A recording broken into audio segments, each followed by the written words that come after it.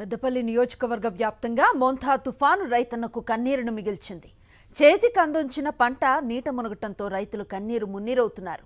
భారీ వర్షాలకు జిల్లా వ్యాప్తంగా పత్తి, వరి, మొక్కజొన్న పంటలు నీట మునిగాయి. ప్రభుత్వం తమను ఆదుకోవాలని కోరుతున్నారు రైతులు.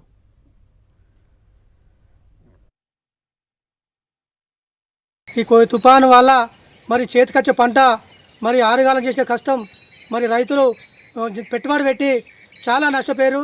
మరి ఈరోజు ఈ వారం రోజులు ఈ 2 రోజులు కోసే పొలాలు చేతికొచ్చి కోసే పొలాలను మొత్తం నష్టపోయి మొత్తం నీలమట్టమై మరి నష్టపోయారు. కాబట్టి మరి వాళ్ళు రైతులను ప్రభుత్వం కానీ కేంద్ర ప్రభుత్వం అని ఆదుకోవాలని నేను కోరుకుంటా ఉన్నా.